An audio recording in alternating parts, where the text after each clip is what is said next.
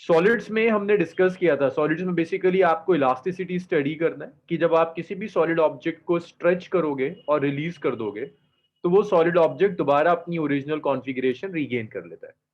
Configuration आप कई तरह से चेंज कर सकते हैं, आप उसकी लेंथ चेंज कर सकते हैं, आप उसका वॉल्यूम चेंज कर सकते हैं, आप उसका शेप चेंज कर सकते हैं। लेंथ जब आप चेंज करते हैं तो आप एक पर्टिकुलर टाइप का मॉडुलस यूज करते हैं, जैसे यंग्स मॉडुलस का था। यंग्स मॉडुलस तक हम डिस्कस कर चुके थे। नेक्स्ट टाइप के जो मॉडुलस आपको स्टडी करने हैं, आपको एक बल्क मॉडुलस स्टडी करना है। बल्क मॉडुलस मींस जब आप वॉल्यूम चेंज करेंगे, जब भी आप सॉलिड्स का वॉल्यूम चेंज करते हैं तो जो भी चेंज आएगा सॉलिड्स में, that's bulk modulus. So bulk modulus बस मुझे और डिस्कस करना है, इट्स बल्क मॉडुलस।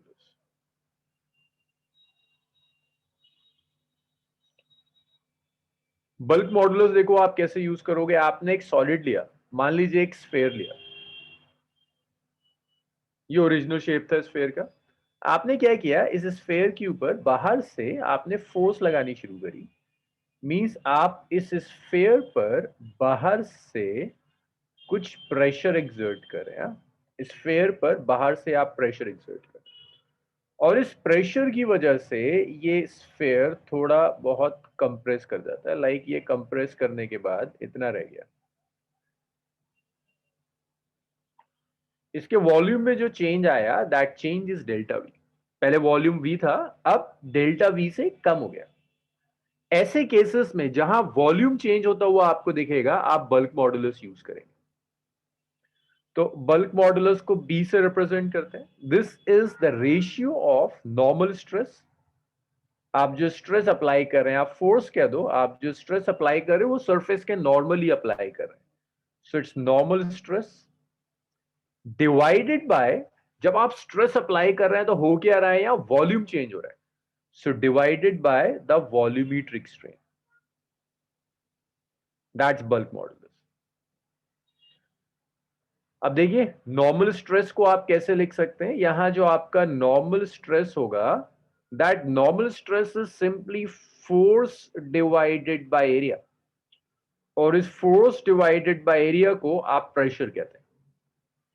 यहां जो वॉल्यूमेट्रिक स्ट्रेन होता है, वॉल्यूमेट्रिक स्ट्रेन जो डेवलप होगा, that volumetric strain is change in volume divided by the original volume. This is the strain. तो यहां जो स्ट्रेन डेवलप हो रहा है, that's change in volume divided by original volume. तो आप लिख सकते हैं ना कि bulk modulus is pressure divided by change in volume by original volume. बस एक चीज और है, यहां एक्सपेंड नहीं हो रहा, वॉल्यूम बढ़ नहीं रहा, वॉल्यूम कम हो रहा है। वॉल्यूम कम होने की वजह से यहां मैं एक नेगेटिव साइन यूज कर रहा हूं। तो ये नेगेटिव साइन सिर्फ ये शो करेगा कि वॉल्यूम कम हो रहा है आपके स्फीयर का। तो यहां एक नेगेटिव साइन आ गया, इसको ऊपर ले जाइए तो आपका बल्क मॉडुलस आ जाएगा, it's minus P delta V by, sorry उल्टा लिख दिया मैंने,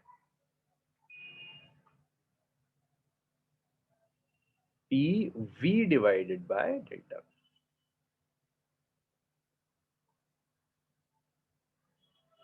ये जो मैं P यूज कर रहा हूं ना, that P is basically change in pressure. जो आपने प्रेशर अप्लाई किया वो चेंज है बेसिकली। पहले मान लो 1 पास्कल एक्ट कर रहा था, आपने 3 पास्कल लगा दिया, तो आप जब एक्स्ट्रा प्रेशर लगा रहे हैं, दैट्स 2 पास्कल, वो यहां काउंट होता है। तो आप इसको ऐसे भी लिख सकते हैं, bulk modulus is minus of delta P into V over delta. आप चाहें तो एक काम और कर सकते हैं, आप बल्क मॉडुलस को ऐसे भी लिख सकते हैं, it's minus V DP over DV, that's bulk modulus. आप बल्क मॉडुलस को ऐसे भी लिख सकते हो, that bulk modulus is minus V DP over DV. ये बल्क मॉडुलस का रिलेशन होगा। So just like Young's modulus, इसकी जो एसआई यूनिट होती है, it's SI unit is newton per metre square, और इसी को आप पास्कल भी कहते हैं ना, न्यूटन पर मीटर स्क्वायर और पास्कल। एक चीज और ख्याल रखिएगा कि जो मटेरियल जितनी मुश्किल से कंप्रेस होगा, उसका बल्क मॉडुलस उतना ज्यादा है। सॉलिड्स को कंप्रेस करना मुश्किल होता है, सॉलिड्स का वॉल्यूम चेंज करना मुश्किल है लिक्विड के कंपेरेबल।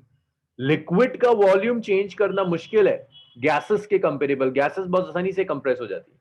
तो आप ऐसे लिख सकते हो, सबसे ज्यादा जो बल्क मॉडुलस है वो सॉलिड्स का होता है। सॉलिड्स के बाद जो बल्क मॉडुलस होगा वो लिक्विड्स का होगा, लिक्विड्स के बाद जो बल्क मॉडुलस आएगा वो बल्क मॉडुलस गैसेस का होगा।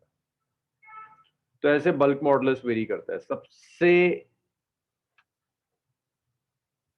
ज्यादा जो बल्क मॉडुलस है वो बल्क मॉडुलस है सॉलिड्स का, उसके बाद गैसेस का और लिक्विड्स का, और सबसे कम जो बल्क मॉडुलस है वो गैसेस का हुआ करता है। तो ये बेसिक्स था बल्क मॉडुलस के लिए। सबसे ज्यादा सॉलिड्स का होगा, फिर लिक्विड्स का होगा, उसके बाद ये गैसेस का जाएगा। एक टर्म और हम पढ़ते हैं जिसे हम कहते हैं कंप्रेसिबिलिटी। कंप्रेसिबिलिटी कंप्रेसिबिलिटी को स्मॉल के से रिप्रेजेंट करते हैं। This is inverse of bulk modulus. Bulk modulus का इनवर्स होता है, simply inverse of bulk modulus. ये बल्क मॉडुलस का जस्ट इनवर्स होगा, जिसे आप कंप्रेसिबिलिटी कहते हैं। एग्जाम्पल देखिए, बहुत बेसिक सा एग्जाम्पल दे रहा हूं, उसके बाद ढंग का क्वेश्चन करेंगे। मान लीजिए आपको एक सॉलिड देता है, कहता है प्रेशर ऑफ 10 पास्कल्स। आसिया आज नहीं हो पाएगा, आज नहीं हो पाएगा, कल से स्टार्ट हो पाएगा। Pressure of 10 pascals acts on a body of 10 meter cube and change its volume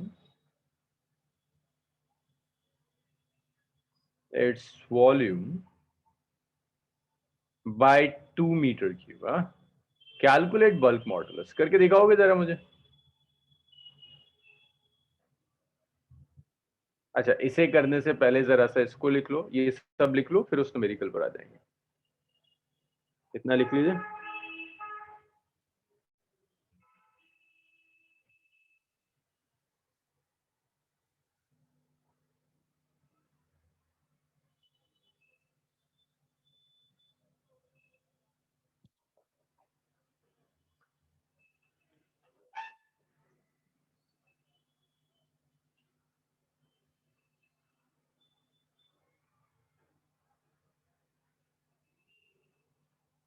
भाई इतना लिख लीजिए, फिर नेक्स्ट टॉपिक पर आते हैं, नेक्स्ट स्लाइड पर आए।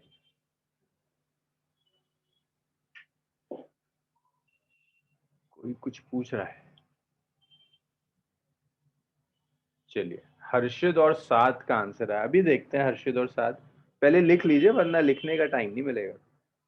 इसे लिख लीजिए, फिर आते हैं क्वेश्चन पे। किसका सही है, कौन गलत कर रहा है, पहले लिख लीजिए जरा सा। तो ये लिख लिया आप सब लोगों ने? आगे बढ़ जाऊं मैं, नेक्स्ट स्लाइड पर आऊं। आंसर्स आने लगे, इसका मतलब लिख लिया।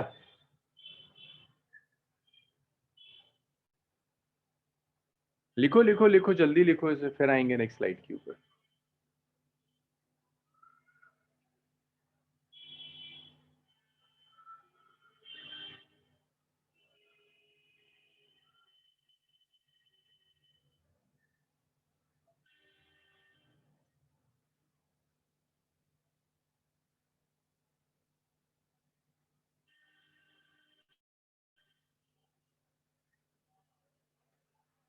हिमांशु, यही फर्स्ट स्लाइड है, यही फर्स्ट स्लाइड है। चलिए, अब बताइए आंसर। आप में से कई लोगों ने कुछ बताया आंसर। कितना आ रहा है?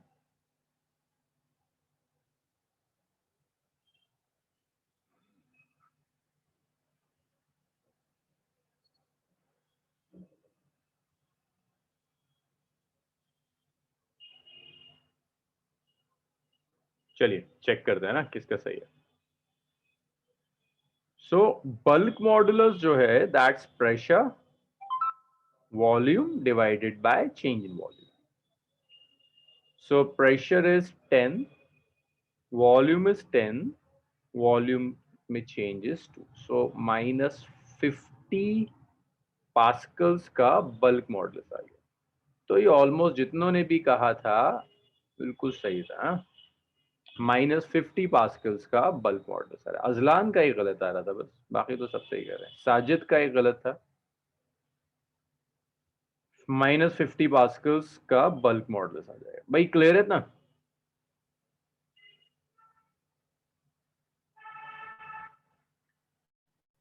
बल्क मॉडुलस आ गया, आपको कंप्रेसिबिलिटी आ गई। एक न्यूमेरिकल और करिए बल्क मॉडुलस के ऊपर,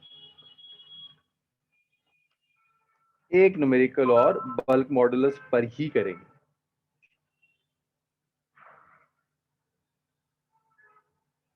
हर्षित एक्सपेंशन हो सकता है? अगर एक्सपेंशन हो जाएगा तो पॉजिटिव ले लीजिएगा, गैस एक्सपेंड कर जाएगी पॉजिटिव ले लीजिएगा। यूजुअली कंप्रेशन होता है। अगर आपको कहीं एक्सपेंशन दिख रहा है तो वहां पर आप पॉजिटिव ले सकते हैं, कोई परेशानी नहीं।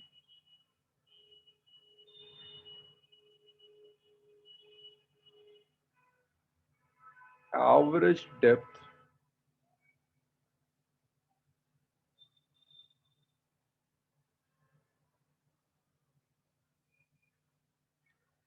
of Indian Ocean is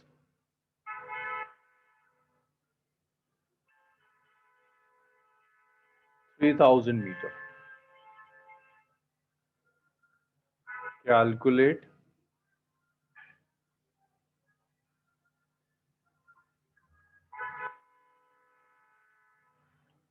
fractional compression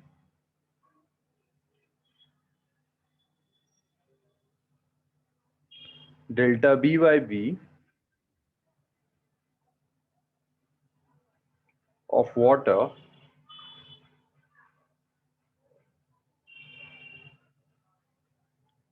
at the bottom of ocean.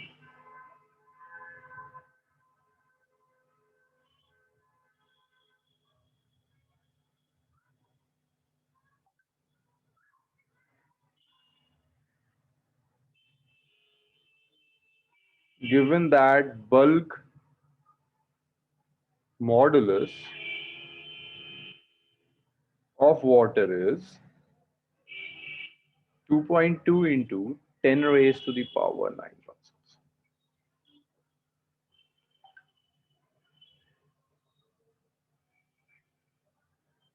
To point two into 10 raise power 9 pascals, ये बल्क मॉडुलस दिया हुआ है। तो देखिए आप बल्क मॉडुलस को ऐसे लिख सकते हैं, bulk modulus is minus of P divided by delta V by V. आपको डेल्टा वी बाय वी चाहिए तो आप लिख देंगे minus pressure divided by bulk modulus, ये डेल्टा वी बाय वी आ जाएगा, चेंज इन वॉल्यूम। अब प्रॉब्लम ये है कि आप प्रेशर कैसे कैलकुलेट करोगे, प्रेशर तो दिया नहीं है। तो देखो आपसे क्या कह रहा है, वाटर कॉलम है ना, ओशन है, ओशन की डेप्थ कितनी है 3000 मीटर।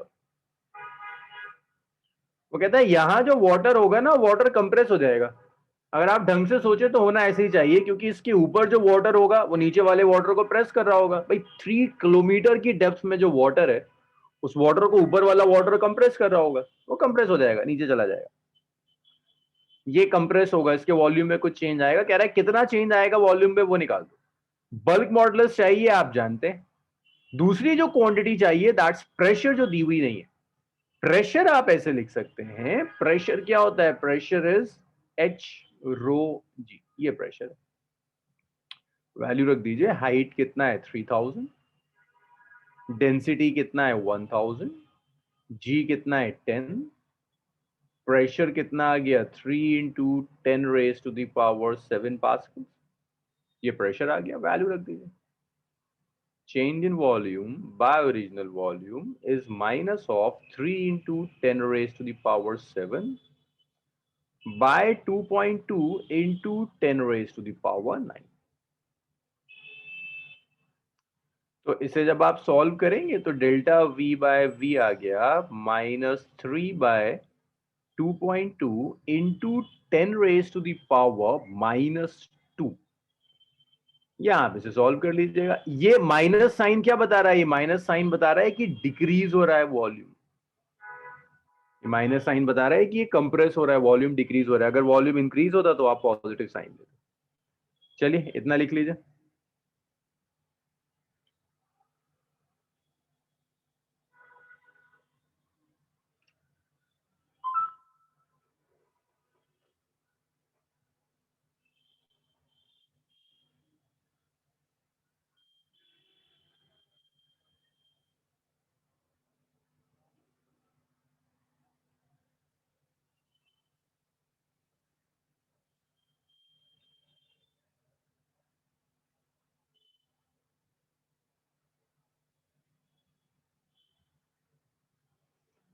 हाँ, हुदा डेंसिटी ऑफ वाटर, वाटर की जो डेंसिटी है ना दैट्स 1000। ये कुछ डेटा है जो याद होना चाहिए। Density of water is 1000 kg पर मीटर। और ये जो टर्म आ रही है एच रो जी, इसे तो हम डिराइव करेंगे, इसे हम डिराइव करेंगे। साथ 1 ग्राम पर सेंटीमीटर क्यूब है ना, वो सीजीएस में होता है, 1 ग्राम पर सेंटीमीटर क्यूब। ये एसआई है 1000 kg पर मीटर की। सब कुछ एसआई में ले रहे हैं तो डेंसिटी भी एसआई में लेनी होगी।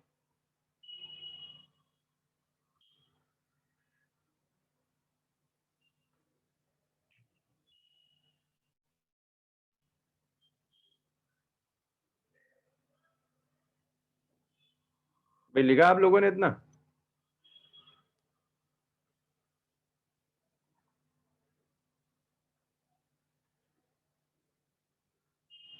चलिए इसके बाद नेक्स्ट देखिएगा। बल्क मॉडल्स हो गया। बल्क मॉडल्स बहुत काम आएगा। वेव्स का मैंने कहा था अभी एक पोर्शन रहता है speed of waves in a gas, वो अभी बचता है, उसमें बल्क मॉडल्स आप बहुत यूज करेंगे। बल्क मॉडल्स के बाद नेक्स्ट है मॉडुलस ऑफ रिजिडिटी। नेक्स्ट है मॉडुलस ऑफ रिजिडिटी।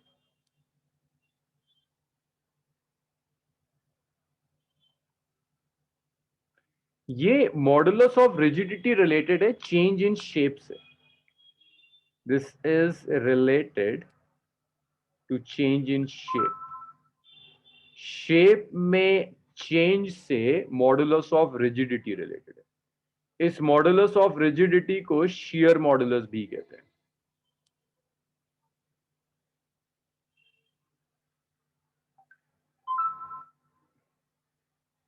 इसे शियर मॉडुलस भी कहते हैं। अभी लिखिए, ले लीजिए जल्दी स्क्रीन शॉट्स ले लीजिए। First slide, second slide, third slide, fourth slide.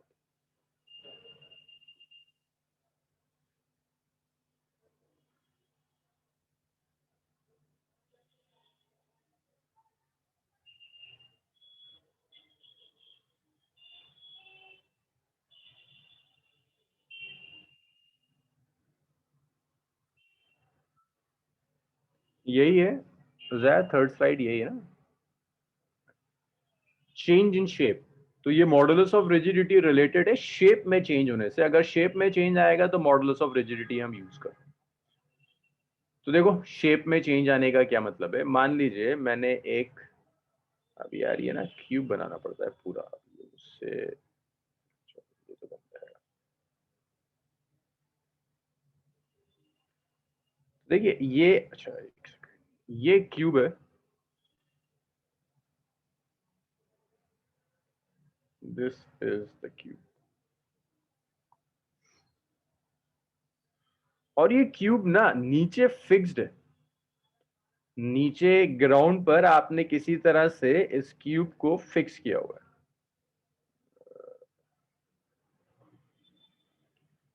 ये फिक्स्ड है, ये यहां पर किसी तरह से आपने इसे फिक्स किया हुआ है, नीचे से नहीं हिल सकता। कुछ रिविट्स वगैरह लगाकर ना इसे फिक्स किया हुआ है, फिक्स्ड है।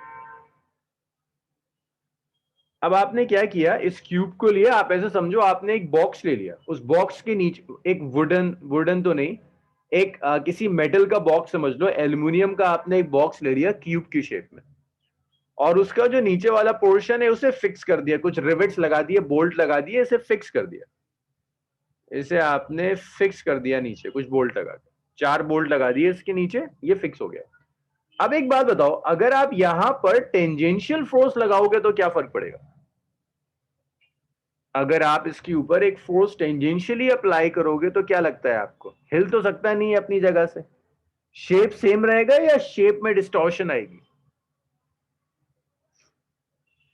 हाँ, शेप चेंज हो जाएगा ना, डिस्टॉर्ट हो जाएगा, शेप चेंज हो जाएगा।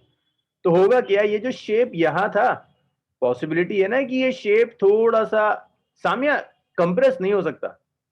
देखो मैं टेंजेंशियली अप्लाई कर रहा हूं, कंप्रेस तो तब होगा जब मैं नीचे अप्लाई करूंगा, मैं साइड से अप्लाई कर रहा हूं। तो होगा क्या, ये जो शेप है, ये शेप थोड़ा बहुत शिफ्ट हो जाएगा। ये शेप यहां से शिफ्ट हो जाएगा, ये शिफ्ट हो गया।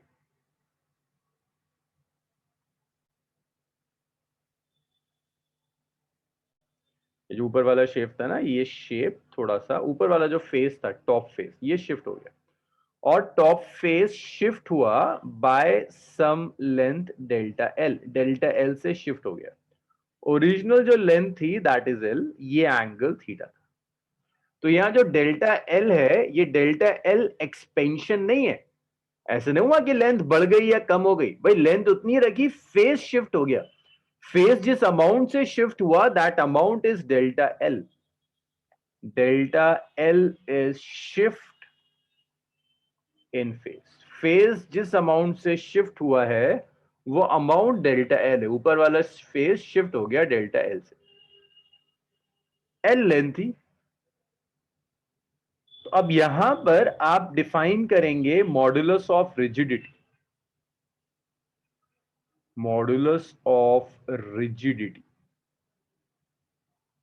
और आप ऐसे लिखेंगे modulus of rigidity is shearing stress,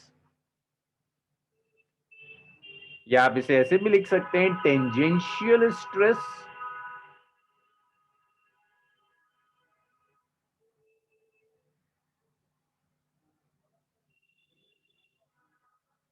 divided by shearing strain. Shearing stress और शियरिंग स्ट्रेन का जो रेशियो होगा, उस रेशियो को आप कहते हैं मॉडुलस ऑफ रिजिडिटी, ईटा से रिप्रेजेंट करते हैं। तो टेंजेंशियल स्ट्रेस जो है इसे आप ऐसे लिखेंगे, अच्छा मैं ये भी चीजें लिख देता हूं, मॉडुलस ऑफ रिजिडिटी को आप यहां पर ईटा से रिप्रेजेंट करते हैं। अब देखिए ये जो शेयरिंग या फिर टेंजेंशियल स्ट्रेस है, ये जो आपकी शेयरिंग स्ट्रेस है, हाँ, इसको ऐसे लेते हैं, आपने फोर्स लगाई एफ, ये जो फेस है इसका एरिया ए है। सो ए एरिया उस फेस का है जिस पर आप फोर्स अप्लाई करें।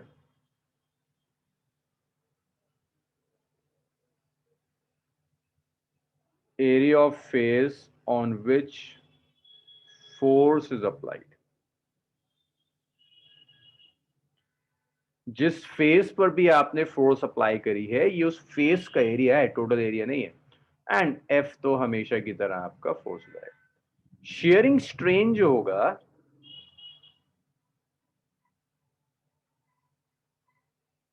शेयरिंग स्ट्रेन, देखिए शेयरिंग स्ट्रेन का क्या मतलब है, sharing strain basically tan theta है।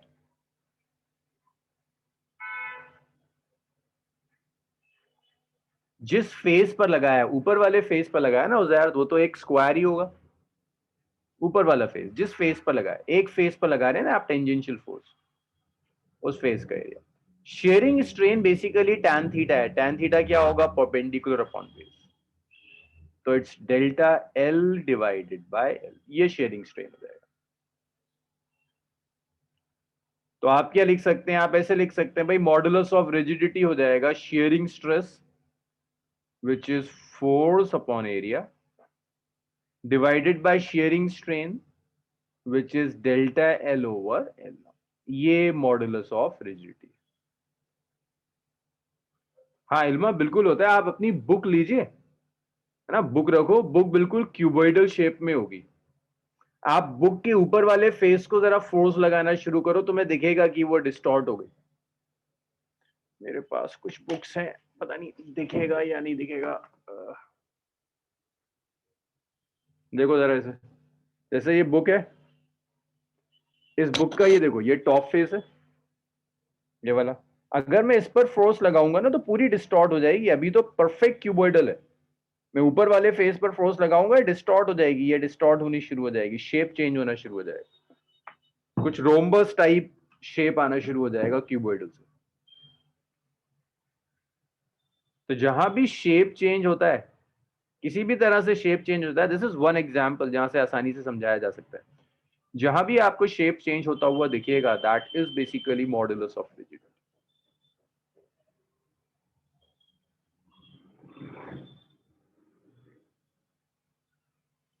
नहीं नहीं साथ, विस्कोसिटी में आप इसे यूज कर सकते हैं, इसे विस्कोसिटी से रिप्रेजेंट नहीं करते।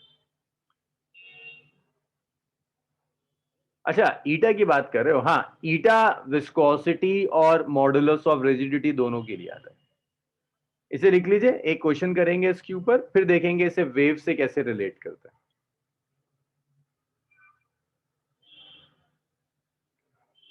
चलिए इतना लिख लीजिए।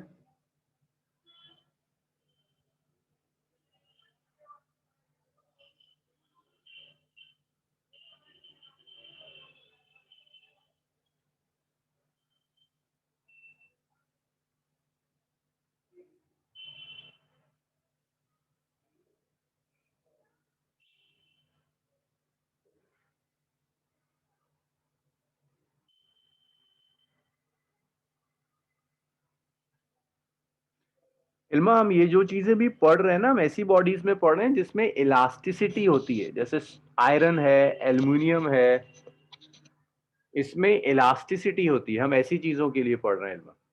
वुड में इलास्टिसिटी नहीं है, तो वुड में ये चीजें नहीं होंगी, ये होगी भी तो बहुत ही माइन्यूट होगी।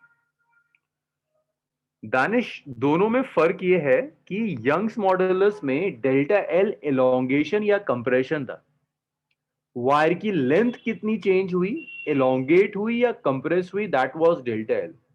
यहां डेल्टा एल क्या, शिफ्ट है फेस में, तो यहां से फर्क आता है।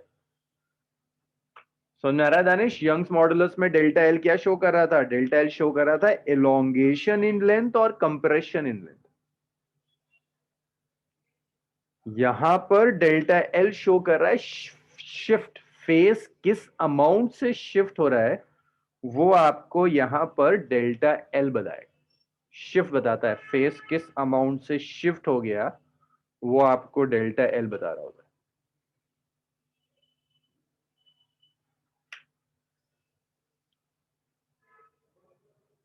चलिए जी, ये भी हो गया। तो क्वेश्चंस के नाम पर देखिए, जरा एक क्वेश्चन देखिए इसमें।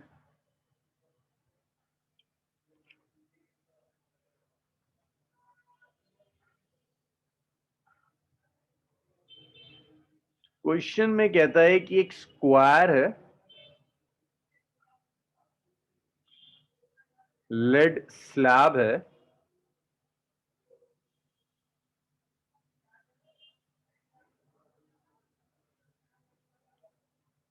साइड है 50 centimetre,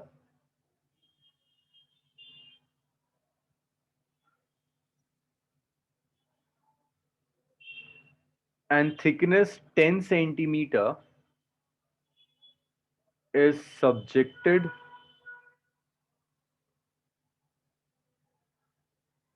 to a shearing force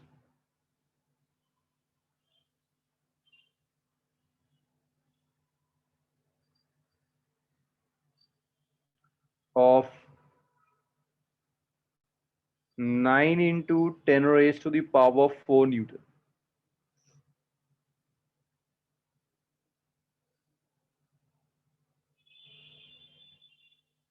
The lower edge is riveted to the floor. How much is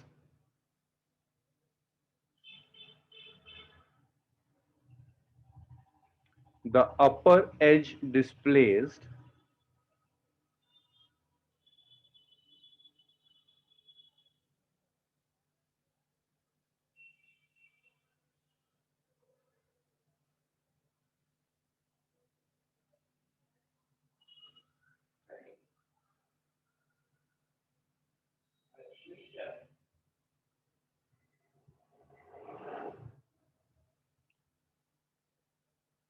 चलिए भाई यहां देखिए क्या कह रहा है। स्क्वायर लेड स्लैब है जिसकी साइज 50 सेंटीमीटर है और थिकनेस 10 सेंटीमीटर है। अब मैं आपको ये चलिए ड्रॉ करके दिखाता हूं।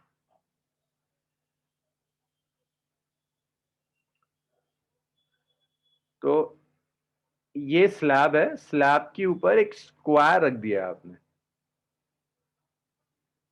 ये है।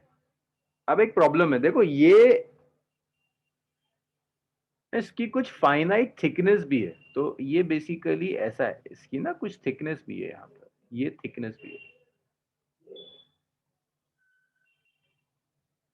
तो थिकनेस मैं आपको नहीं दिखा पा रहा हूं, लेकिन इसकी कुछ फाइनाइट थिकनेस भी है। तो इसकी जो साइड है, दैट साइड इज 50 सेंटीमीटर, और जो थिकनेस है इसकी, दैट थिकनेस इज 10 सेंटीमीटर। ये दिया हुआ, एक side 50 centimetre, thickness is 10 centimetre, is subjected to a shearing force of 9 into 10 raised to the power 4 Newton. तो यहां जो आप फोर्स अप्लाई कर रहे हो, that force is 9 into 10 raised to the power 4 Newton. ये आपने फोर्स यहां अप्लाई कर दी। अब जब फोर्स अप्लाई करी तो इस फेस का कुछ एरिया भी होगा, देखो एरिया कितना आएगा, 50 into 10। ये एरिया नहीं चाहिए, जिस फेस पर फोर्स अप्लाई करे उसका एरिया चाहिए, थिकनेस भी इंक्लूड हो जाएगी, 50 into 10। तो एरिया आ गया 500 सेंटीमीटर स्क्वायर था, -4 से मल्टीप्लाई कर दिया, मीटर स्क्वायर हो गया। और क्या दिया है, lower edges to floor, how much is the upper edge displace if shear modulus of lead is, eta भी दिया है आपको, which is 5.6 into 10 raised to the power 9 pascal. Side given है, ये वाली लेंथ दी हुई है आपको, स्क्वायर है ना, हर साइड 50 सेंटीमीटर होगी, तो एल दिया है 50 सेंटीमीटर, 0.5 मीटर मान लेते हैं। डेल्टा एल पूछ रहा है आपसे, तो देखिए बड़ी आसान सी कैलकुलेशन है, ईटा क्या होगा, force by area into delta L by L. Delta L चाहिए आपको, तो डेल्टा एल को आप ऐसे लिख सकते हैं, force by area into L by ईटा। तो जो फेस शिफ्ट होगा ना, मान लीजिए यहां से मैं रेड से दिखा देता हूं, फेस शिफ्ट होकर आगे पहुंच गया, यहां तक पहुंच गया, तो जितना शिफ्ट आया फेस में, वो शिफ्ट चाहिए, that shift is this delta. तो यहां से आपको डेल्टा एल मिल जाएगा। फोर्स, कोई कुछ पूछ रहा है,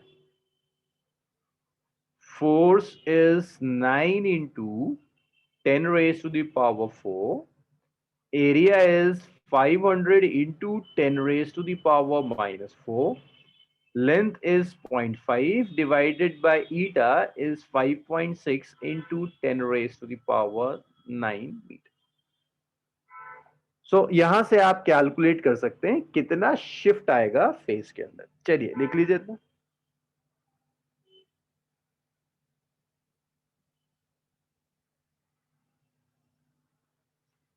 इसमें कोई डाउट है तो मुझे बताइएगा।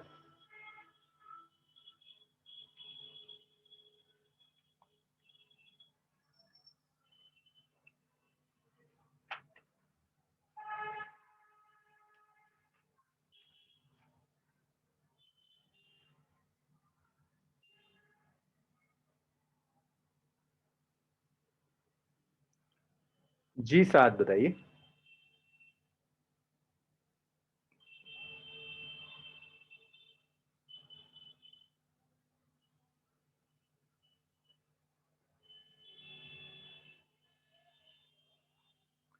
भाई इतना आप लिख लें तो मुझे बताइएगा, फिर एक आध टॉपिक्स और हैं वो कर।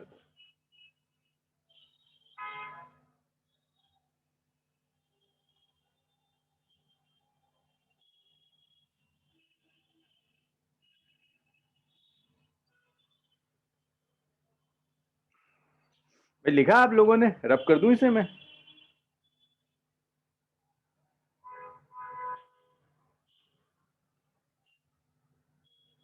लिख लीजिए हिमांशु, जब लिख लें तो मुझे बता दीजिएगा, फिर रब कर। हाँ, सामिया देखो जरा कि किस एरिया की हम बात कर रहे हैं। ये है वो एरिया जिसे आप कहती हैं साइड स्क्वायर, लेकिन यहां जो आपको स्क्वायर दिया है उसकी थिकनेस भी है। तो ये स्क्वायर आपकी कॉपी की तरह है, जो स्क्वायर है ना ये बेसिकली आपकी कॉपी की तरह है। और मैं इस वाले फेस की बात कर रहा हूं, ये वाला फेस, ये वाला फेस नहीं। यहां देखिए इसको, ये दिख रहा है आपको, इस वाले फेस की बात नहीं कर रहा, इस वाले फेस की बात कर रहा हूं। तो एक तो साइड की इक्वल होगी और एक थिकनेस की इक्वल होगी। जी सामिया, आया समझ में? जैसे कोई चीज रस में हम उसको बन...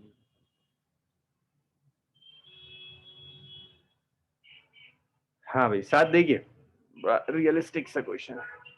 अब जब मैं फोर्स लगाऊंगा ना साथ, मान लीजिए मैंने 1 न्यूटन की फोर्स लगाई, जिस बॉडी पर लगाई मुझे उसका मास पता होना चाहिए, है ना। हल्की बॉडी पर लगाओगे तो दूर तक जाएगी, तुम बैठ के दीवार पर फोर्स लगा रहे हो तो शायद कुछ भी ना हो। तो मान लेते हैं बॉडी का मास है 1 kg मान लेते हैं।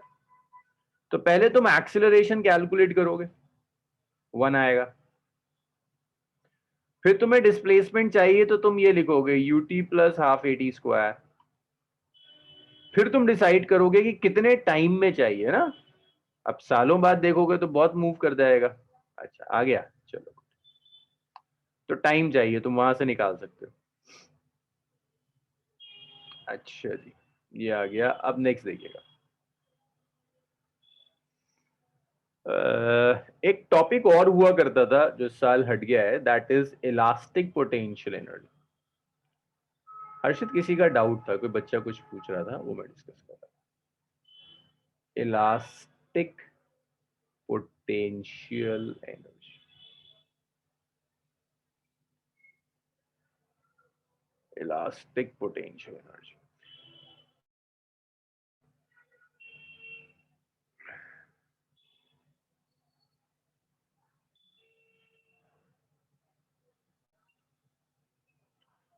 भाई पोटेंशियल एनर्जी इस बैच में हर कोई जानता है, हर किसी ने, अभी जो नए बच्चे उन्होंने तो अभी बहुत रिसेंटली पोटेंशियल एनर्जी मेरे साथ दोबारा किया है।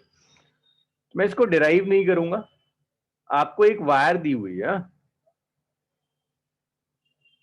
ये वायर है, कुछ लेंथ है वायर की, let's say the length of the wire is, आपने क्या किया, कुछ फोर्स अप्लाई करी, और आप फोर्स अप्लाई करने के बाद इस वायर को स्ट्रेच कर देते हैं। आप फोर्स अप्लाई करते हैं और आपकी फोर्स की वजह से ये वायर कुछ स्ट्रेच हो जाती है। भाई ये वायर स्ट्रेच हो गई, तो वायर में एक रीस्टोरिंग फोर्स काम करेगी, एफ रीस्टोरिंग। आपने स्ट्रेच करने के लिए कुछ वर्क डन किया, तो आपने जो भी वर्क डन किया ना इस वायर को स्ट्रेच करने में, वो वर्क डन बेकार नहीं गया। वर्क डन वायर में स्टोर हो गया पोटेंशियल एनर्जी की फॉर्म में। Work done to stretch wire, work done to stretch wire gets stored in form of potential energy। तो जो भी आपने वर्क डन किया वो सारा का सारा वर्क डन जाकर स्टोर हो गया पोटेंशियल एनर्जी की फॉर्म। तो आप लिख सकते हैं पोटेंशियल एनर्जी वर्क डन की इक्वल होगी। अब ये मैं डेरिवेशन नहीं करा रहा, मैं डायरेक्ट लिख रहा हूं। डेराइव करने के बाद आता है ये half stress into strain multiplied by volume. Derivation ना कराने की सिर्फ ये रीजन है कि ये इस साल हट गया है सब। तो आपसे डेरिवेशन तो नहीं पूछेगा, बट एटलीस्ट आपको पता होना चाहिए कि पोटेंशियल एनर्जी आती कैसे, वायर एंट्रेंसेस में काम आएगा। और ये कोई ऐसी डेरिवेशन नहीं है जो डेरिवेशन आप ना कर पाए, जैसे पोटेंशियल एनर्जी ऑफ स्प्रिंग आपने किया था, बिल्कुल वैसी ड्राइव होती है, half stress into strain into volume. हम एक चीज और डिराइव करते हैं यहाँ, एनर्जी पर यूनिट वॉल्यूम। एक चीज और कैलकुलेट कर लेते हैं, जिसे कहते हैं potential energy per unit volume. Potential energy per unit volume, पर यूनिट वॉल्यूम। एनर्जी डेंसिटी भी कह देते हैं इसे एनर्जी डेंसिटी भी कह देते हैं। तो एनर्जी डेंसिटी या एनर्जी पर यूनिट वॉल्यूम को हम ऐसे लिखते हैं, इस half multiplied by stress multiplied by strain. This is energy per unit volume, which is half stress multiplied by strain. तो ये elastic potential energy per unit volume है। अब आप इसको चाहे ना स्ट्रेस इंटू स्ट्रेन को कई फॉर्म्स में कन्वर्ट कर सकते हैं। देखिए, यंग्स मॉडुलस होता है स्ट्रेस मल्टीप्लाइड बाय स्ट्रेन।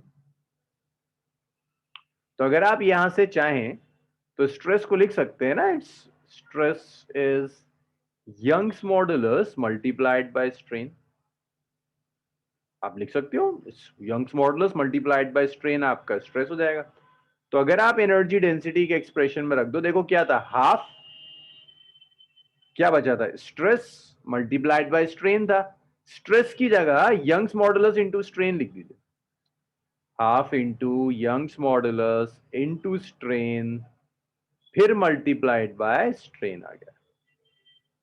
तो एनर्जी पर यूनिट वॉल्यूम आ गया half into Young's modulus multiplied by strain का स्क्वायर।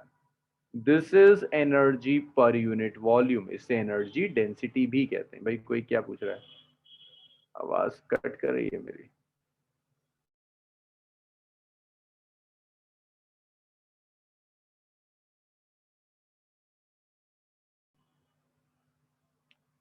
अब बेहतर होगी शायद, अब नहीं कटेगी। Half Young's modulus into strain का square, this is energy density. चलिए चलिए भाई इतना लिख लीजिए, फिर हम आगे बढ़ेंगे। Electric potential energy of wire, इसको लिखिए, फिर न्यूमेरिकल्स करेंगे।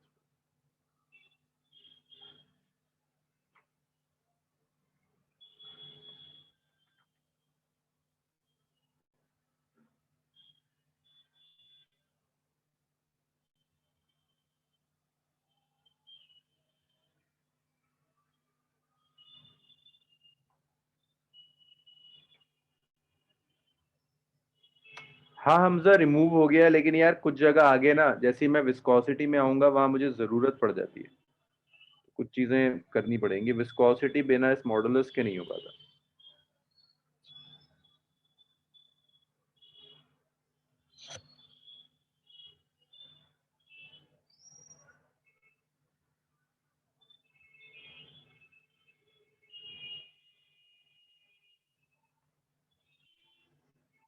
भाई इतना लिख लीजिए तो बताइए मुझे, नेक्स्ट स्लाइड पर आते हैं।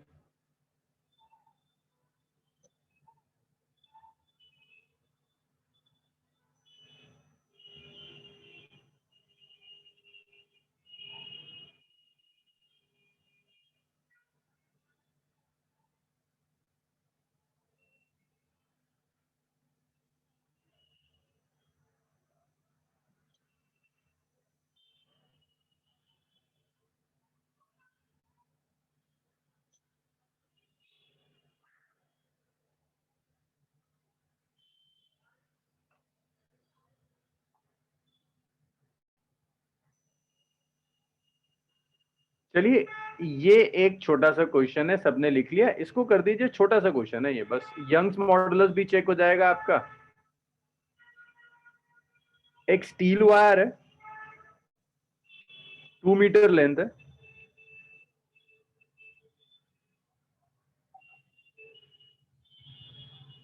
इसे स्ट्रेच किया है थ्रू 2 mm। हाँ, ये डेल्टा एल है।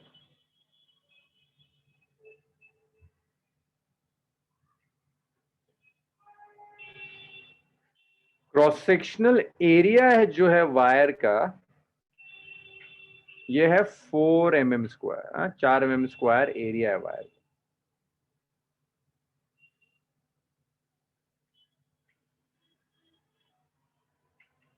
Calculate elastic potential energy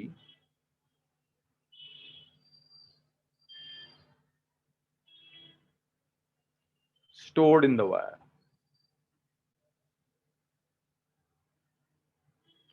wire में जो इलास्टिक पोटेंशियल एनर्जी आई है वो कैलकुलेट करना है। यंग्स मॉडुलस दिया हुआ है स्टील का 2 × 10⁻11 न्यूटन पर मीटर स्क्वायर। करके दिखाएंगे इस तरह, करिए। हिंट ये है कि पहले स्ट्रेन निकाल लो, स्ट्रेस निकाल लो, वॉल्यूम निकाल लो वायर का, फिर तो सीधा सीधा मल्टीप्लिकेशन।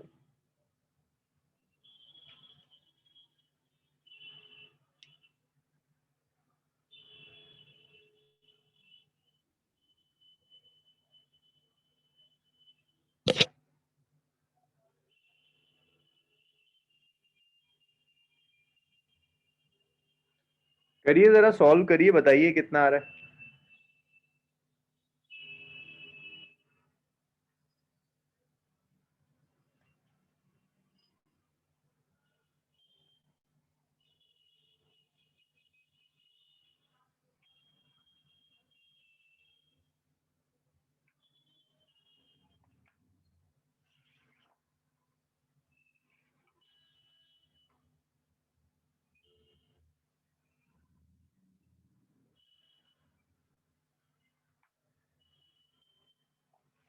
आंसर्स।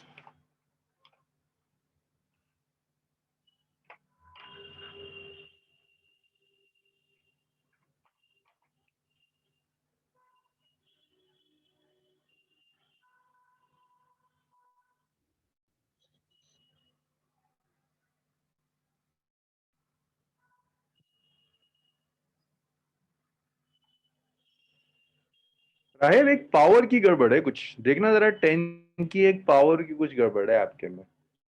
साजिद आपका तो बिल्कुल ही गड़बड़ आ रहा है यार। यूनिट यूनिट चेंज करिए या बिल्कुल भूले वो।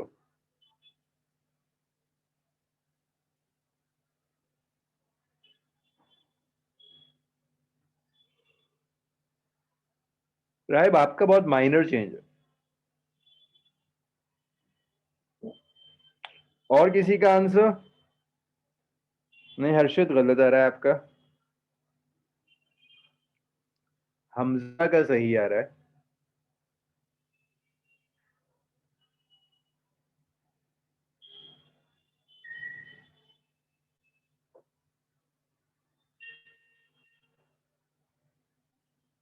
हमजा का सही आ रहा है।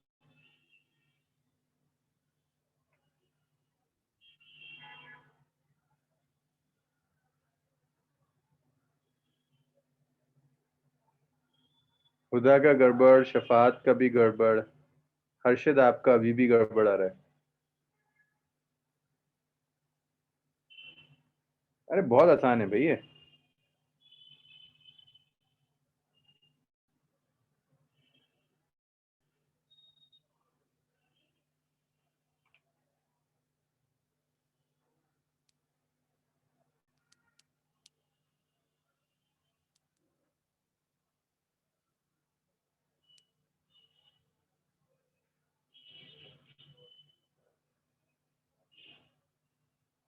नहीं हमजा।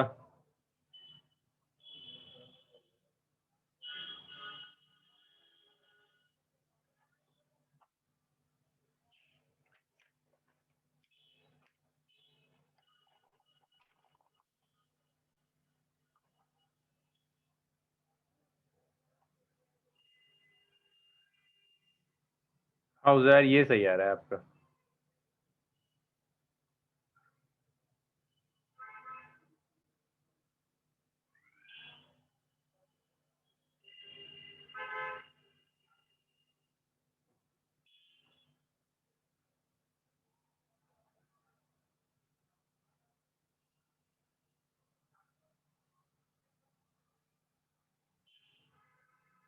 सामी आपका भी गड़बड़ आ रहा है।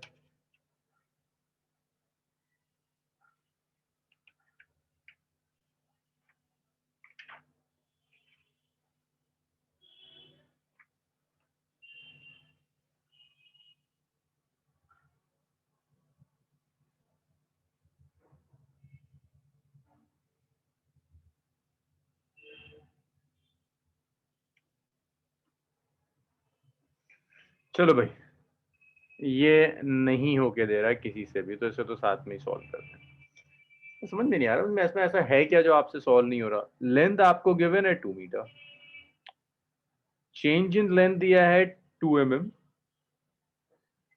which is 2 into 10 raised to the power -3 metre. Area of cross section दिया है 4 mm square, 4 into 10 raised to the power minus 6 metre square. Young's modulus दिया है, it's 2 into 10 raised to the power 11 newton per metre square. सो यहां आप निकाल सकते हैं इलास्टिक पोटेंशियल एनर्जी के लिए। भाई इलास्टिक पोटेंशियल एनर्जी था क्या? Half Young's modulus into strain square.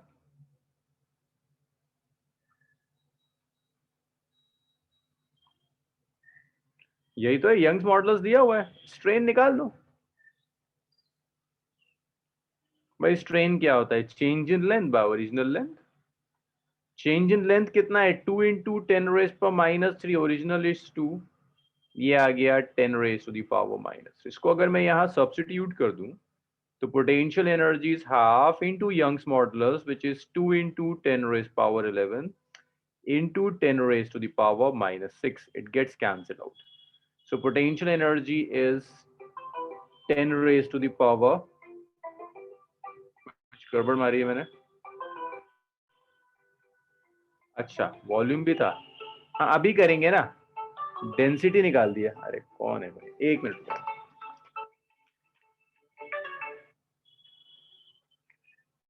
Density निकाल दिया मैंने, 10 raised to the power 5 joule per metre cube आ गया। अब अगर एक बार डेंसिटी आ गई तो आप टोटल निकाल दो भाई। टोटल पोटेंशियल एनर्जी क्या होगी? Energy density multiplied by volume. Volume कैसे निकालोगे? Volume is area of cross section multiplied by the length.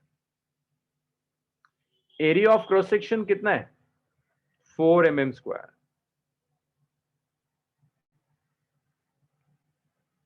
10 raised power minus 6, length कितनी है? 2, तो ये आ गया 8 into 10 raised to the power minus 6 metre cube. रख दो भाई यहाँ एनर्जी डेंसिटी की वैल्यू रख दो, वॉल्यूम की वैल्यू रख दो। एनर्जी डेंसिटी कितना है? अरे कहाँ गया? एनर्जी डेंसिटी है 10 रेज पावर 5, वॉल्यूम है 8 इंटू 10 रेज पावर माइनस 6। सो भाई ये आपका कंबाइन आ गया 8 into 10 raise to the power minus 1 which is 0.8। ये एनर्जी हो गई। चलिए भाई लिखिए, पता नहीं क्या क्या गड़बड़ कर रहे थे आप लोग, सीधी सीधी सी चीज थी।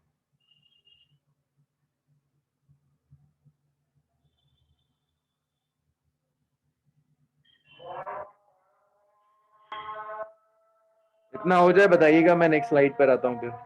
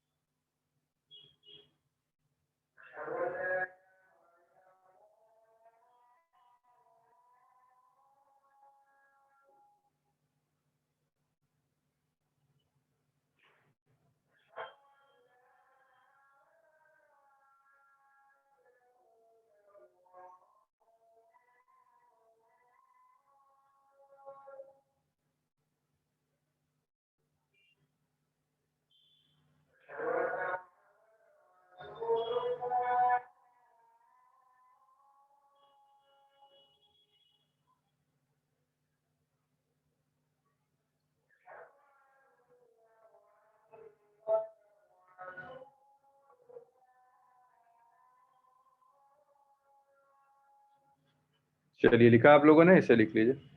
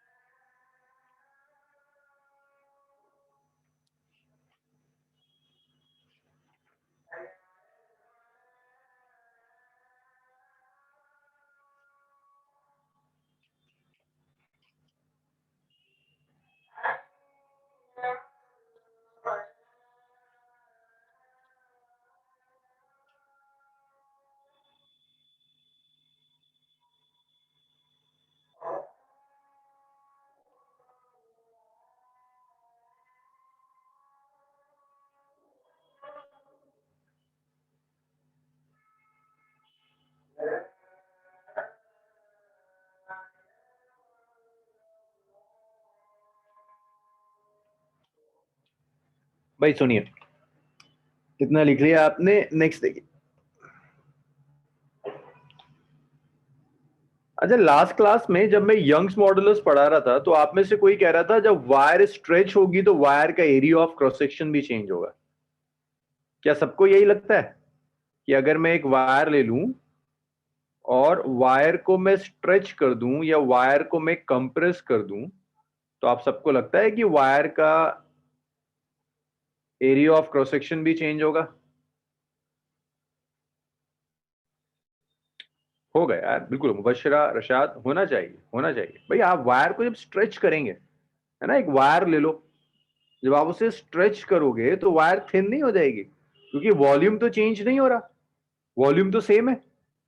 आप लेंथ बढ़ा रहे हैं तो एरिया कम हो जाएगा उसी रेशियो में। या वायर को कंप्रेस कर दो, जब आप कंप्रेस करोगे तो आप क्या कर रहे हो, लेंथ कम कर रहे हो, वॉल्यूम सेम है तो एरिया बढ़ जाएगा, वायर थिक हो जाएगी। तो पॉइजन्स रेशियो बेसिकली इस चीज का ख्याल रखता है कि वायर के डायमीटर में कितना चेंज आ रहा है। तो इसमें मैं लिखता हूं when length of wire change. अब ये लेंथ कैसे भी चेंज हो सकती है ना, elongate भी हो सकती है, कंप्रेस भी हो सकती है। It's area of cross section also change, its area of cross section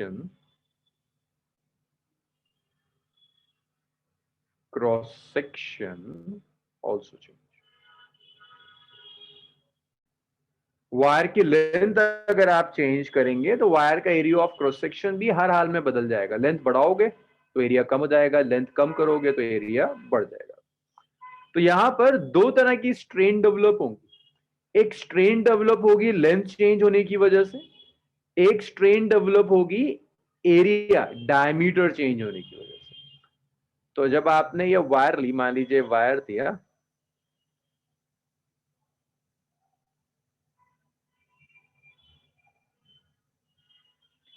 this is the length of the wire,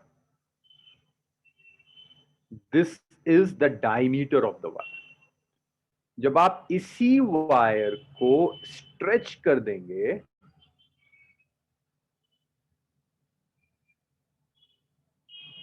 तो वायर की लेंथ में कुछ चेंज आया डेल्टा एल, वायर के डायमीटर में चेंज आया डेल्टा टी।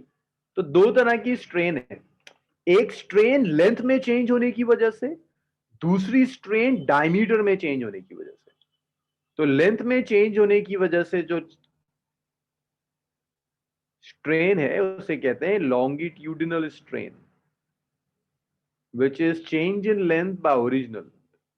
डायमीटर में चेंज होने की वजह से जो स्ट्रेन आती है उसे कह देते हैं लेटरल स्ट्रेन। अब चूंकि जब लेंथ इंक्रीज होगी तो डायमीटर डिक्रीज होगा, इसे नेगेटिव ले लेते हैं। इन दोनों के रेशियो को पॉइजन्स रेशियो कहते हैं।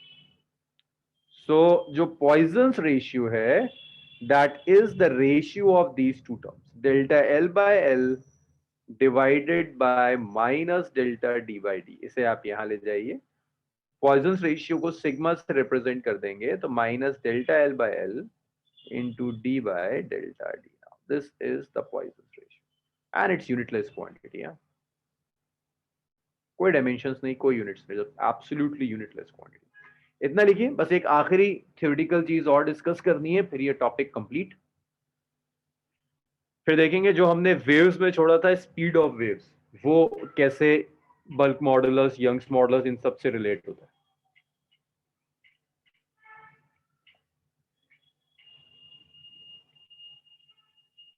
Change in diameter, right? Change in diameter, delta D by D. This delta D is change in diameter. Change in diameter divided by the original diameter.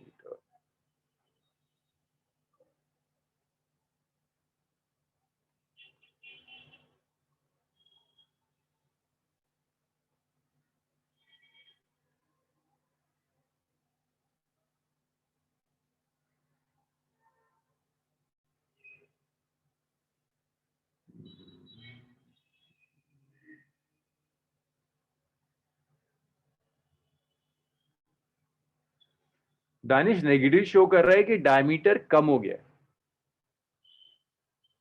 Negative show कर रहा है diameter कम हो गया है।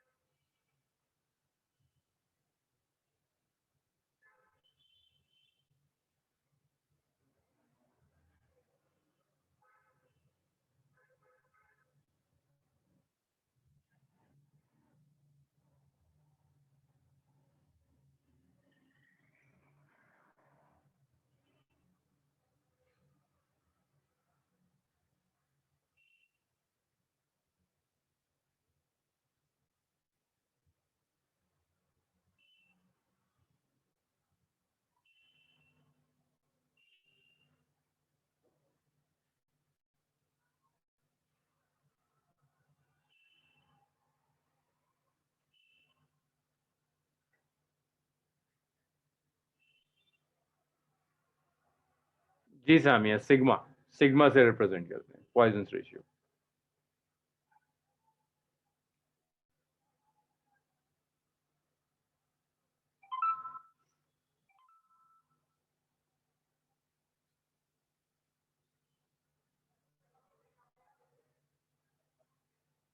हमजा, मैं आपके क्वेश्चन पर आ रहा हूँ, थोड़ा सा ना वो ऑफ द टॉपिक हो जाएगा। मैं इसमें थोड़ा सा इसको कंप्लीट करा दूं, फिर मैं आता हूँ आपके क्वेश्चन पर, आपसे पूछो।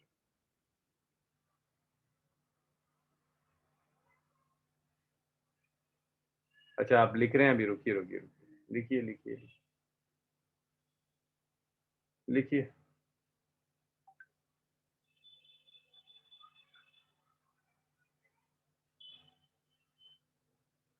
भाई जब आप लिख लें तो मुझे बता दीजिएगा।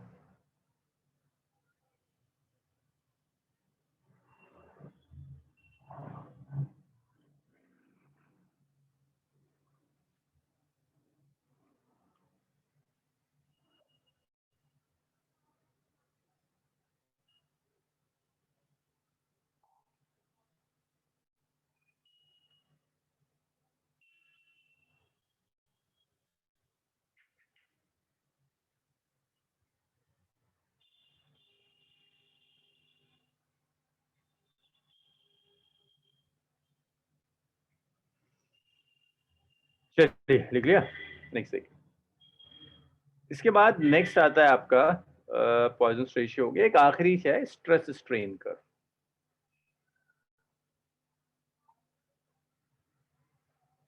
देखो, स्ट्रेस स्ट्रेन कर्व तो एक ग्राफ है, किस चीज का ग्राफ है वो समझिए। मान लीजिए आपने एक वायर ले ली, उस वायर को आप स्ट्रेच करते चले जा रहे हैं, तो वायर की बहुत सारी फेसेस आएंगी, जिन फेसेस से वायर गुजरेगी। देखो, पहली फेस वो होगी जिसमें वायर पे जितना ज्यादा आप स्ट्रेस अप्लाई करोगे उतना ही स्ट्रेन होगा। मीन्स आपने वायर पे कुछ फोर्स अप्लाई करी, स्ट्रेच हो गई। स्ट्रेस का मतलब है फोर्स लगाई, स्ट्रेन का मतलब है एलोंगेशन हुई। स्ट्रेस और स्ट्रेन वायर में डायरेक्टली प्रोपोर्शनल होगा शुरू में। जितनी ज्यादा फोर्स लगाओगे उतना ज्यादा एलोंगेशन है, पहली चीज। वायर के अंदर ये पहली चीज होगी, stress and strain are directly proportional. जितना ज्यादा स्ट्रेस उतना ज्यादा स्ट्रेन डेवलप होगा, पहली चीज है वायर। उसके बाद क्या होगा, आप फोर्स बढ़ाते चले जाइए, एक लिमिट आएगी जब तक वायर इलास्टिक है। इलास्टिक होने का क्या मतलब है, आपने वायर को छोड़ दिया, दोबारा वहीं आ गई जहां से शुरू करी थी। मीन्स अगर 5 मीटर की वायर थी, आपने खींच के छोड़ा, दोबारा 5 मिनट आ गई, इसे कहते हैं इलास्टिक लिमिट। तो मैं दोबारा कह रहा हूं, पहला क्या होगा, पहले वो फेस होगी जब स्ट्रेस और स्ट्रेन प्रोपोर्शनल है। जितनी स्ट्रेस अप्लाई करोगे मीन्स जितनी फोर्स अप्लाई करोगे उतना इलोंगेशन होगा, मीन्स उतनी स्ट्रेन डेवलप होगी। फिर एक टाइम आएगा जब स्ट्रेस और स्ट्रेन डायरेक्टली प्रोपोर्शनल ही रहेंगे। मीन्स आप स्ट्रेस कम अप्लाई कर रहे हैं, स्ट्रेन ज्यादा डेवलप हो रही है। फोर्स कम अप्लाई कर रहे हो, वायर ज्यादा स्ट्रेच हो रही है। लेकिन उस वक्त तक भी वायर इलास्टिक होगी। इलास्टिक का मतलब है आपने फोर्स छोड़ दी, वायर दोबारा वहीं आ गई जहां से चली थी। फिर उसके बाद क्या होगा, एक, अब आप उस इलास्टिक लिमिट से भी ज्यादा फोर्स लगा दीजिए, तो वायर के अंदर परमानेंट चेंजेस आने शुरू हो जाएंगे। मीन्स अगर तुमने फोर्स हटा भी दी, तब भी मान लो 5 मीटर की वायर थी, 5.5 मीटर की हो गई, तो जो 0.5 मीटर आया that's a permanent set. Means wire में परमानेंट चेंजेस आने शुरू हो गए। इसके बाद आपने क्या किया, और खींचा वायर को, अब वायर थिन होनी शुरू हो जाएगी, और उसके बाद और खींचते खींचते फाइनली जाकर वायर टूट जाएगी। तो ये जो पूरा प्रोसेस है वायर का, ये आपको एक ग्राफ के थ्रू दिखाना है, जिसे स्ट्रेस स्ट्रेन कर्व कहते हैं। भाई प्रोसेस समझ में आया क्या होगा? आप वायर लेकर खींचते चले जा रहे हो तो अलग अलग फेसेस से जाएगी वायर। पहले इलास्टिक होगी कि अगर आप फोर्स हटा दें तो दोबारा वही आ जाए जहां जाएगी। फिर वायर प्लास्टिक होनी शुरू हो जाएगी, मींस वायर में परमानेंट चेंजेस आते चले जाएंगे। फिर वायर में थिनिंग शुरू हो जाएगी, और आखिर में जाकर आपकी वायर टूट जाएगी। भाई बताइए, इतना आया आप लोगों के समझ में? तो फिर मैं ग्राफ प्लॉट करता हूं। बस यही जो चीज मैं कह रहा हूं, इसी को मैं ग्राफिकली शो कर दूंगा। बस यही जो चीज मैंने कहा है, इसी को मैं ग्राफिकली ड्रॉ कर दूंगा। भाई ये आया आप लोगों के समझ में? चलिए, तो सुनिए, बड़ा आसान सा काम है, कोई टफ काम नहीं है, बहुत आसान सा काम है। ये स्ट्रेस है, ये स्ट्रेन डेवलप हुई, ये स्ट्रेस है। तो यहां हो क्या रहा है, आप जैसे जैसे स्ट्रेस बढ़ा रहे हैं, स्ट्रेन बढ़ती चली जा रही है, but they are directly proportional. आप फोर्स बढ़ा रहे हो, स्ट्रेन बढ़ रही है अप टू पॉइंट ए। इस पॉइंट ए को कहते हैं प्रोपोर्शनल लिमिट। प्रोपोर्शनल लिमिट का मतलब है stress is directly proportional to strain, ये प्रोपोर्शनल लिमिट। और फोर्स अप्लाई करी, देखो स्ट्रेट लाइन से डेविएशन आया बी पॉइंट तक, बट अभी भी इलास्टिक है। इलास्टिक का मतलब है अगर छोड़ दोगे तो वायर दोबारा वहीं आ जाएगी जहां से चली थी, जो लेंथ थी वायर की वही मिल जाएगी। इस पॉइंट को कह दोगे इलास्टिक लिमिट, मींस दोबारा वायर वहीं आने का क्या मतलब है, स्ट्रेन जीरो आ जाएगा। और तुमने फोर्स अप्लाई करी, यहां ले आए, अब यहां से वायर में परमानेंट सेट आना शुरू हो गया कि तुम छोड़ भी दोगे ना वायर को, फोर्स हटा दो, फिर भी वायर की लेंथ में कुछ चेंज आ गया। लेंथ में चेंज आने का क्या मतलब है, कुछ स्ट्रेन डेवलप हो गया, जिसे हम कहते हैं परमानेंट सेट। और तुमने फोर्स अप्लाई करी, अब तुम्हारी वायर में थिनिंग शुरू हो गई, और फाइनली एक पॉइंट पर जाकर तुम्हारी वायर टूट जाएगी। जिस पॉइंट पर जाकर वायर टूट जाएगी, उस पॉइंट को आप कह दोगे फ्रैक्चर पॉइंट। तो ये जो रीजन है ना बी तक का, जब तक वायर आपकी इलास्टिक है, इस रीजन को कहते हैं elastic region. This is elastic region. और सी से लेकर डी तक का जो रीजन है, जहां वायर में चेंजेस आएंगे, इसे कहते हैं प्लास्टिक रीजन। और यहां जाके टूट जाएगी वायर। बस ये सिंपल सी कहानी थी वायर की, जैसे ग्राफ की शक्ल में रख दिया, ऐसे लिख लीजिए। फिर जरा इस वेव्स में आते हैं, जरा देखते हैं स्पीड्स क्या होंगी। अच्छा एक बात बताओ, एक ऑब्जेक्ट है जिसकी जो डक्टाइल है ना, जिसकी वायर बना सकते हो, उसमें कौन सा रीजन ज्यादा होगा, इलास्टिक रीजन ज्यादा होगा कि प्लास्टिक ज्यादा होगा? डक्टाइल मटेरियल है, सोच के बोलना। जिसकी वायर बना सकते हैं, डक्टाइल का मतलब होता है। हाँ अबे साजिद, इलास्टिक रीजन क्यों ज्यादा होगा भाई? अरे सब गलत कर रहे हो, सब गलत कर रहे हो। हाँ एक आध का सही है, फातिमा का सही था, हर्षित का सही था। अरे डक्टाइल में तो परमानेंट चेंज करते हैं, वायर में क्या होता है, बंडल खोलते हो वायर का, वायर दोबारा से कंप्रेस हो जाती है? नहीं होती ना, वायर में तो परमानेंट चेंजेस आते हैं भाई। तो डक्टाइल जो मटेरियल है, ductile material have large elastic region, they have large elastic region. Ductile के बाद अगर मैं आपसे कहूं कि एक ब्रिटल मटेरियल है, ब्रिटल का क्या मतलब है, टूट जाता है। इसमें प्लास्टिक रीजन बहुत छोटा होगा। हाँ भाई ये गलत लिख दिया मैंने, सब प्लास्टिक है ना, प्लास्टिक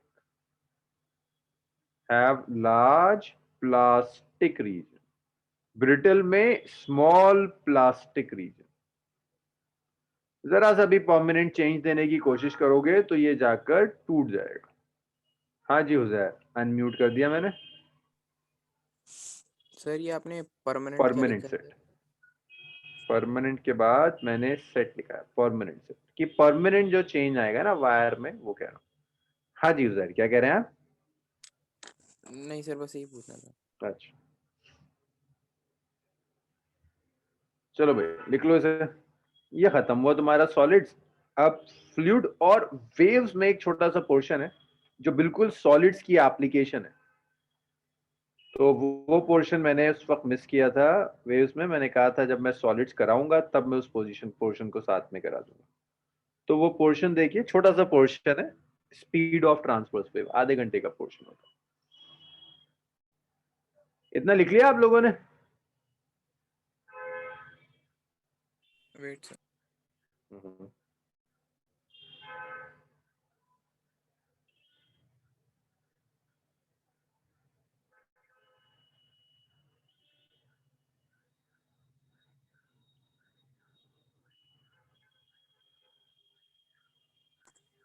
डन सर। जी जी जी सर, दोनों में प्लास्टिक रीजन है। डक्टाइल में प्लास्टिक रीजन लार्ज होता है और ब्रिटल वो मटेरियल है जो टूट जाते हैं, जैसे ग्लास, ग्लास टूट जाता है ना, तो वहां प्लास्टिक रीजन छोटा है। सर ब्रिटल कॉपर में के प्लास्टिक रीजन बहुत बड़ा होता है, छोटा सा कॉपर का पीस लो, खींचते चले जाओ, लेंथ बढ़ती चली जाएगी। सर ब्रिटल के इलास्टिक रीजन के लिए क्या कहेंगे?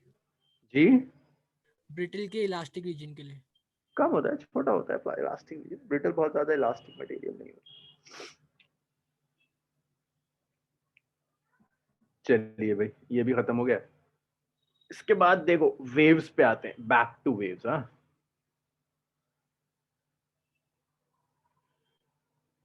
सो वेव्स में कंटिन्यू कर रहा हूं दोबारा से। तो वेव्स के अंदर आपको दो तरह की वेव्स पढ़ाई थी, एक ट्रांसवर्स वेव पढ़ाई थी, एक लॉन्गिट्यूडनल वेव। अच्छा एक मिनट, हमजा ने कुछ पूछा था। हमजा क्या पूछा था? हमजा का क्वेश्चन था वेव वेलोसिटी और पार्टिकल वेलोसिटी। देखिए हमजा, पार्टिकल वेलोसिटी थी omega by k, wave velocity थी d Y over d t. इन दोनों को अगर आप रिलेट करोगे ना तो ये आता है वेव वेलोसिटी, पार्टिकल वेलोसिटी नहीं, ये तो वेव वेलोसिटी थी, ये particle velocity. Particle velocity is wave velocity into D Y by D X, ये रिलेशन आता है। पार्टिकल वेलोसिटी आती है ना, y को t से डिफरेंशिएट कर कर वेव वेलोसिटी थी ओमेगा बाय के, इससे आप ऐसे भी लिखते थे न्यू लैम्डा। तो इन दोनों में ये रिलेशन है, it's wave velocity into D Y over D X. सर डी बस वाई इतना ही ओवर, लिखना होगा। हाँ।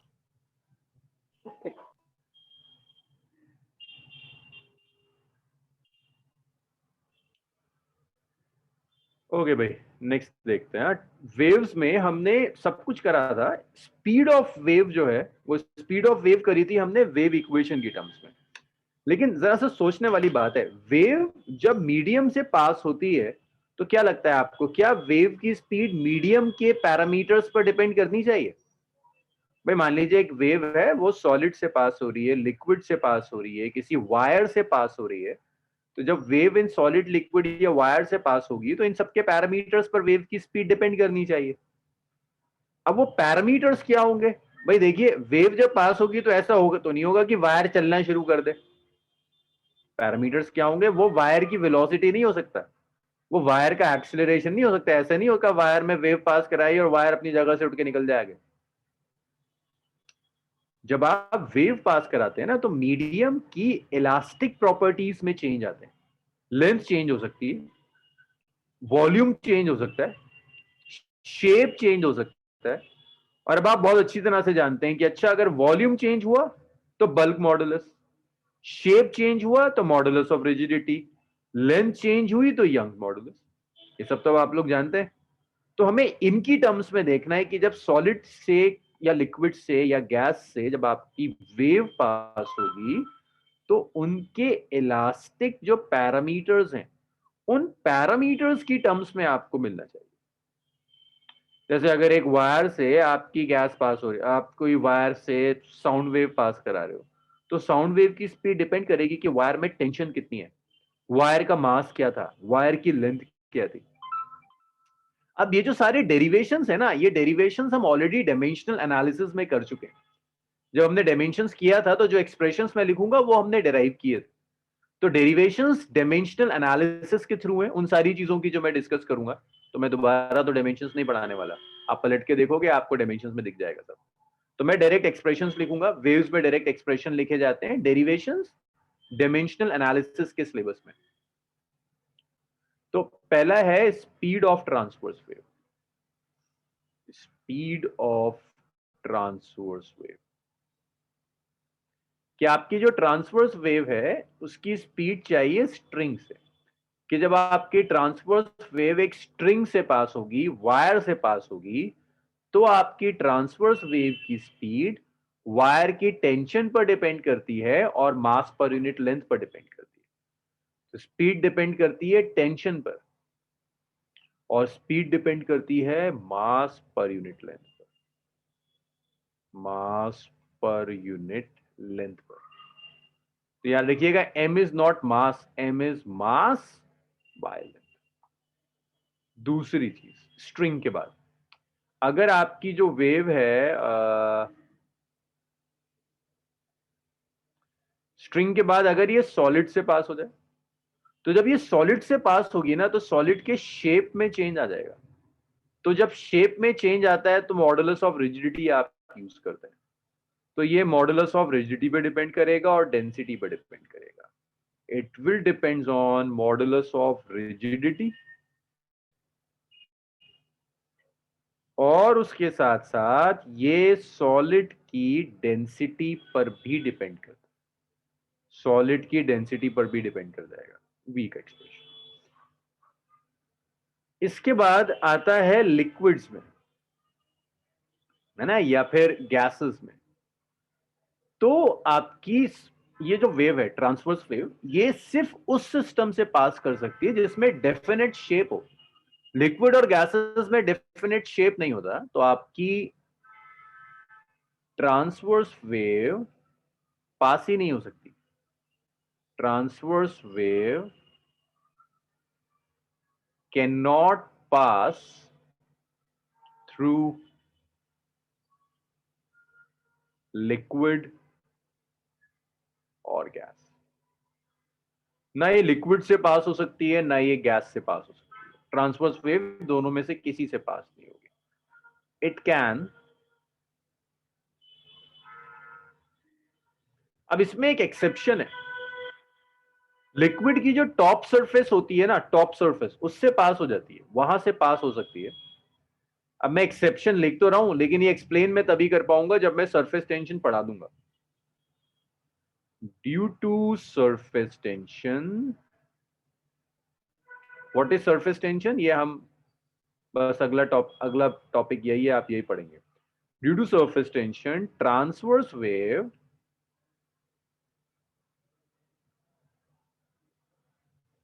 can pass through